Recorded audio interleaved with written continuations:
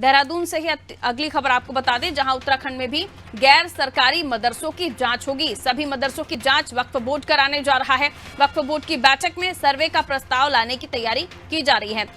उत्तर प्रदेश के साथ साथ मध्य प्रदेश और भी कई राज्य, जिसमें उत्तराखंड भी अब शुमार हो गया है।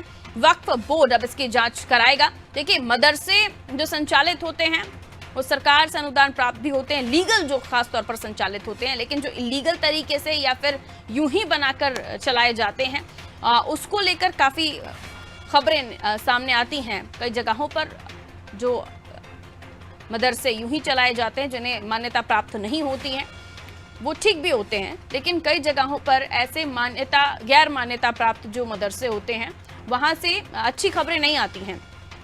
अनिल हमारे साथ लगातार बने हुए हैं।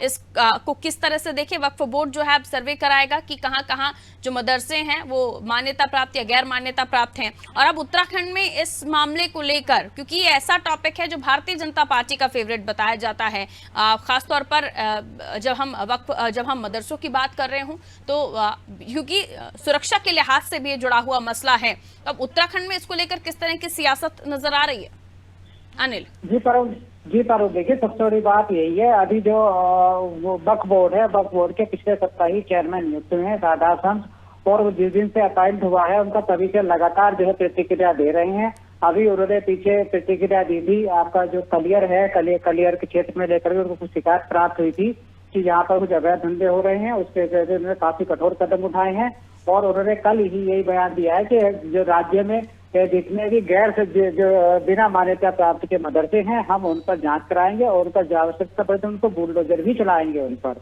जो कि एक बड़ी कार्रवाई के रूप में देखी जाएगी। जी पारुल, बिल्कुल। लेकिन क्या वाकई ऐसे मदरसे जो गैर मान्यता प्राप्त हैं वो उत्तराखंड में संचालित होते हैं, और अगर हैं भी तो ये संख्या अमूमन किस के आसपास होगी? क्या कम है या ज्यादा है? जी पाल, देखिए यहाँ वैसे तो कम ही है, इतने ज्यादा नहीं है, लेकिन सबसे बड़ी बात यह है कि वो जांच के बाद ही कंफर्म हो पाएगा कितने हैं, कितने मदरसे इस तरह के जो अवैध चल रहे हैं। जी पाल, अब वक्फ बोर्ड जो सर्वे कराने की बात कर रहा है वो किन पैमानों पर सर्वे करने जा रहा है?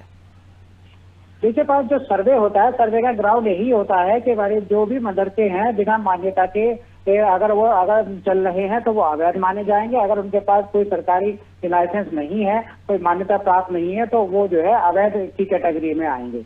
और उसके बाद आगे क्या कार्रवाई होगी अगर कोई अवैध मदरसा सामने आता भी है तो? अगर अवैध मदरसा आता है तो उसके चेयरमैन सादा शम्स का कहना है, अगर कोई इस तरह का मामला हमारे संज्ञान में आएगा तो हम उसको बुलडोजर चलाने से भी कोई परहेज नहीं करेंगे।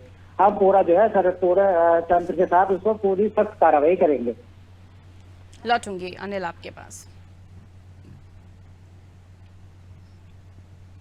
तो अवैध मदरसों पर नकेल कसने की तैयारी उत्तराखंड में भी कर ली गई है, और अब वक्फ बोर्ड खुद इसको देख रहा है। जो भी मान्यता प्राप्त मदरसे हैं उनके पास जाहिर सी बात है सरकार की तरफ से परमिशन होगी, लेकिन जो गैर मान्यता प्राप्त मदरसे हैं उन पर कार्रवाई करने की भी बात कही जा रही है।